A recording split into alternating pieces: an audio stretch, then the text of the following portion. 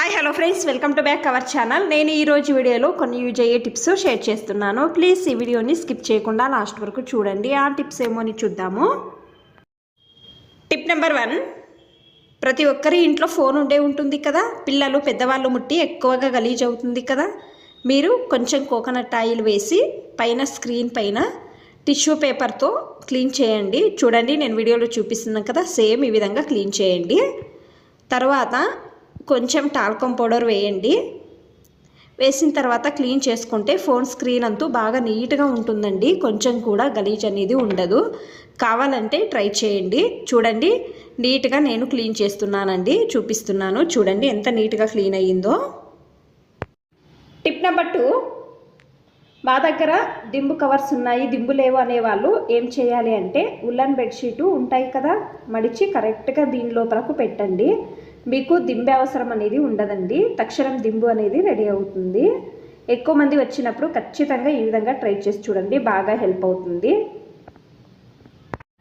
Tip number 3, ఈ పప్పు దినుసులను నానబెట్టి కుక్కర్లో వేయాలి కదా, డైరెక్ట్గా వేయకూడదు. అకస్మాత్తు మీరు నానబెట్టకపోతే ఈ విధంగా హాట్ బాక్స్ లోపలకు కొన్ని శనగలు వేసి కొంచెం ఉప్పు వేయండి. అలాగే వేడివేడిగా ఉండే నీళ్ళు వేసి మూత పెట్టండి. మనము మామూలుగా పాత్రలో వేసి నానబెడితే తొందరగా నీళ్ళు అనేవి చల్లగా అవుతాయి కదా. తర్వాత శనగలు కూడా తొందరగా నానవండి. ఈ విధంగా చేయడం వలన ఒక 15 నిమిషాల్లో బాగా నానుతాయండి శనగలు. మీరు సాంబార్ చేసుకోవచ్చు, ట్రై చేయండి ఒకసారి. ఈ టిప్ అనేది బాగా హెల్ప్ అవుతుంది. టిప్ నెంబర్ 4, డోర్ మ్యాట్స్ ఎక్కువగా గలీజ్ అయినప్పుడు ఈ విధంగా చేస్తే చాలండి, తొందరగానే క్లీన్ అవుతాయి. బకెట్లో ఒక 2 టేబుల్ స్పూన్ల సర్ఫ్ అండి, అలాగే బట్టల సోడా కొంచెం అండి, లెమన్ సాల్ట్ చూపిస్తున్నాను చూడండి, 1 టేబుల్ స్పూన్ వేయండి. లెమన్ సాల్ట్ వేయడం వలన మ్యాట్లో ఎంత గలీజ్ ఉన్నా కూడా మీరు బ్రష్ చేసే అవసరం అనేది ఉండదండి. చూడండి, నేను ఇక్కడ ఒక 4 డోర్ మ్యాట్లు తీసుకున్నానండి. మ్యాట్లు ఎక్కువగా గలీజ్ అయ్యాయండి, చూస్తున్నారు కదా. మీరు ఏదైనా ఒక కంబి తీసుకొని నీట్గా దాని లోపలకు ఈ విధంగా అంటే చాలండి. చూడండి, నేను వీడియోలో చూపిస్తున్నాను కదా, సేమ్ ఈ విధంగా అండి. ఒక 1 అవర్ వదిలేయండి.